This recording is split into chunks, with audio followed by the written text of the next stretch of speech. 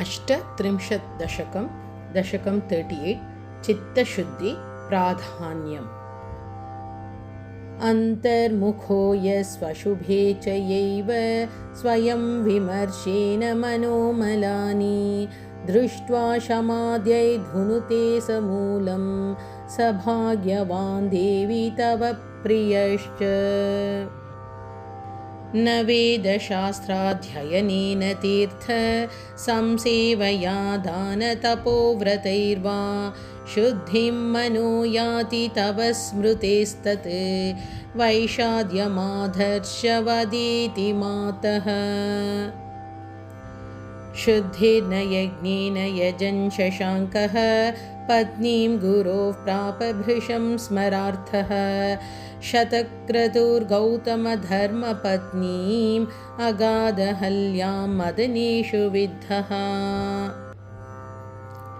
सविघ्नकारी तपसा मुनीनां गतस्पृहं योगिवरं प्रशान्तं हा विश्वरूपं पविना जगान न किञ्चन कार्यमधर्मबुद्धेः।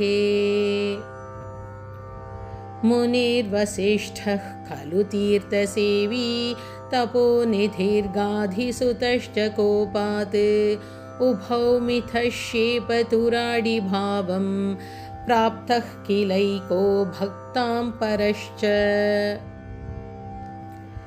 धनानि पृष्टानि गुरून् दातॄन् स्वान् भार्गवान् पुत्रकलत्रभाजः क्रुद्धाः परं हैहय भूमिपाला न्यपीडयन् कोत्र विशुद्धचित्तः। कुर्यान्न किं लोभहतो मनुष्यो युधिष्ठिराद्या अपि धर्मनिष्ठाः पितामहं बन्धुजनान् गुरुंश्च रणे निजग्नुः खलु राज्यलोभात्।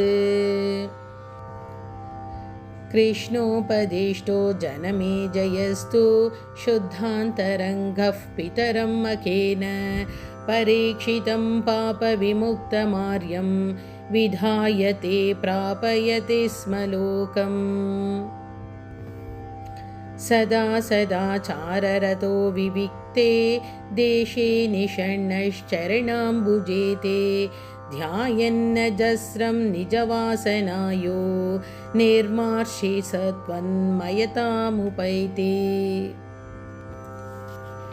ज्ञानन्न भक्तिर्न तपो न योगबुद्धिर्न मे चित्तजयोऽपि मातः अन्धं तमोहं प्रविशामि मृत्योः समुद्धरेमं वरदे नमस्ते। ॐ श्रीमात्रे नमः।